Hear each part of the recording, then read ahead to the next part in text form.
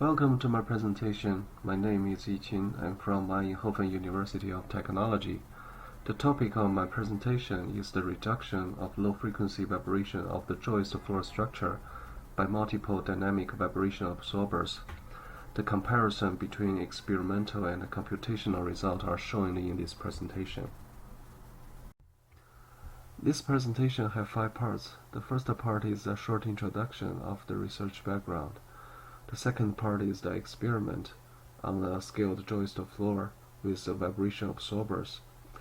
The third part is the numerical analysis on the same system.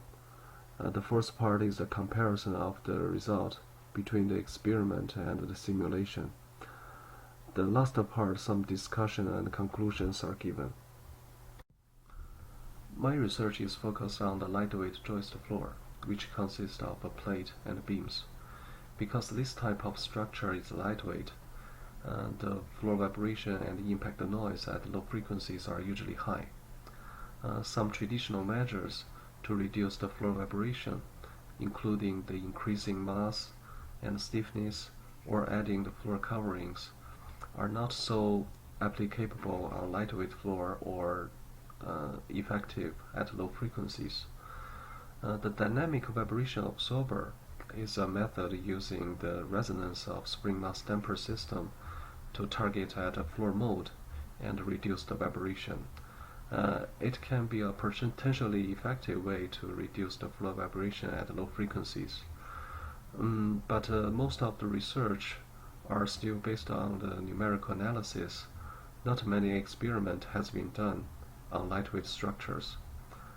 So the objectives of this research are experimentally study the effect of the multiple vibration absorbers on the lightweight joist structure, and the application of analytical model in predicting this effect will be evaluated. To test the vibration of joist floor, an experiment was carried out in a laboratory on a scaled joist floor structure. This structure was made of medium density fiberboards. It has one layer of the plate with a dimension of 1.1 meter by 1.1 meter, and 7 beams are connected on the bottom side of the plate. During the measurement, the whole structure was hung up, so the boundaries can be assumed to be free. Before testing the floor vibration, the properties of the plate and beams were measured. The properties include the Young's modulus, density, and loss factors. And later on, these properties were used in the prediction model. The vibration absorber used in the measurement consists of a steel mass block and a steel coil spring, as shown in the figure. A hex nut is used to connect the spring with the plate. And the equation on the right side is used to estimate the spring constant of the coil spring, and then the natural frequency of the absorber can be adjusted by changing the mass of the steel block to be around 70 Hz, which corresponds to a certain mode of the floor. We use console to make a finite element model of the absorber to simulate its natural frequencies. We found the mode in the vertical direction is at 70 Hz. Except for this mode, we found some other modes at 14, 33, and 115 Hz. These modes are mostly in the other directions. We also carried out a measurement on a single absorber.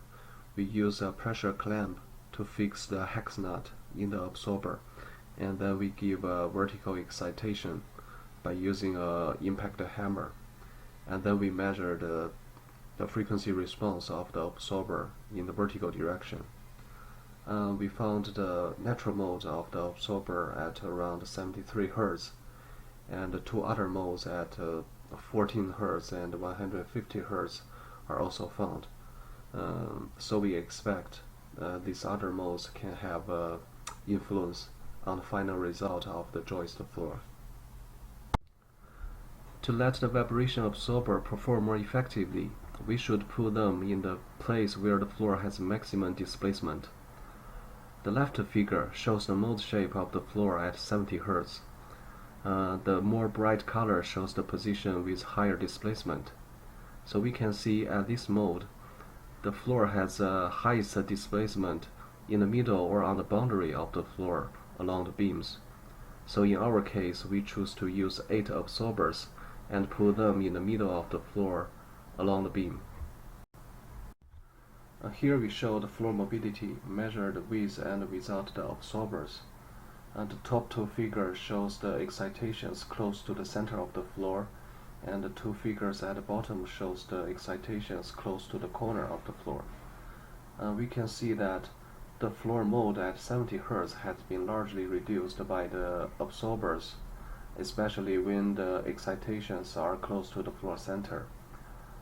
Because there is little damping in the absorbers, so the energy of the floor mode are not dissipated by the absorbers, but transferred to the frequency close to the 70 Hz. When the excitations are far away from the center of the floor, this reduction of the floor mode is not very clearly shown. To simulate the vibration of the joist floor, an analytical model based on the bending waves of a rectangular plate is used in this research. Here the governing equation is given. In the equation, the K and the M are the stiffness and the mass matrix of the floor. U is the modal displacement, and F are the modal force of one or several point excitations. For the joist floor, the matrix K and M should be the stiffness and the mass coupled between the plate and the beams. And also for the beams, the stiffness includes the KB1, the bending stiffness, and the KB2, the torsional stiffness. Correspondingly, the mass of the beam also includes the mass for the bending waves and the torsional waves. Here are two literatures we can find more detailed formulation of this matrix in them. In the model, free boundary conditions are assumed for the joist structure, so the mode shape functions for free boundaries are used for both x and y directions, and then the vibration at any point xy can be calculated from the u for each mode by using the modal superposition method. We also considered connections between the plate and the beams. In the analytical model, the bending motion of the beams are assumed to be along their neutral planes, as shown in the left figure. But in the real case, the plate and beams are connected on the interfaces, which are the top surface of the beams. So in such case, the bending axis of the beam has a distance from their neutral plane. We use this letter Z dot to denote the distance from the bending axis to the neutral plane. Then in the calculation of the bending waves of the beam, we use a revised second moment of inertia of the beam by considering this distance, the Z dot, and the area of the beam's cross-section. To simplify the analysis in this research, we just let the value of Z dot to be a half of the thickness of the beam. We use the analytical model to calculate the floor mobility and compare the result with a finite element model in COMSOL. In the FEM model, the plate is simulated by the Mandolin plate theory, and the beams are simulated by the linear elasticity equations. We get a good match between the two results in the frequency range from 10 Hz to 315 Hz. We also compare the natural mode of the joist floor between the analytical model and the experiment. In the left figure, the natural frequencies and the mode shapes are identified from the experiment. They have a good agreement with the result calculated by the analytical model, as shown in the right figure. The bending wave motions of the joist floor are further coupled with the harmonic vibration of the absorbers. As shown in the figure, their displacement are coupled at the absorber's position by the spring constant of the absorber, and the damping of the absorber is given in the model by their loss factors. And this page shows the final result of the floor mobility from one excitation position to one receiving position. On the left side, the two figures are the mobility of the floor without the vibration absorbers. On the right side, the two figures are the floor mobility with the effect of the absorbers. The black line are the prediction result, and the red line are from the measurement. We can see that the prediction model can give a good prediction on the floor mobility and also the effect of the absorbers on reducing the floor vibration around 70 Hz. On this page, the excitation positions are very close to the receiving positions. When the positions of the excitation and the receiver are far from each other, in general the predictions are still quite good. But in the lower two picture, when the two positions are farthest, the excitation and the receivers are close to the corner of the structure, we can see the difference between the measurement and the predictions are big. We think that could be due to the measurement setup, because in our measurement we use the cables to hang up the structure at the corner. We are very close to the two sensors. The force in the cables could cause this difference in the results.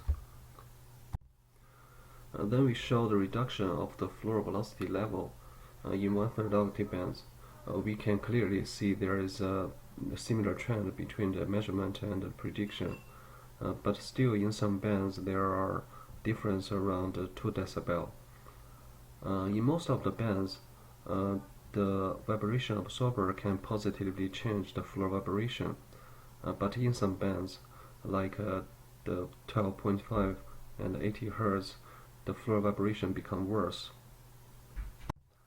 At the end, we conclude that in general, the analytical model can give a good prediction on the joist floor vibration in the low frequency range. The single degree of freedom model of the vibration absorber can be used to estimate its effect at the natural frequency around 70 Hz. But in this study, the reduction level of the floor vibration is not very high. It's because the vibration absorber has a lower damping. If we adjust the damping value, I believe the performance of the vibration absorber can be largely improved. The current model is based on the free boundary conditions. It's validated numerically and experimentally. We also expect this will be the same for the other boundary conditions.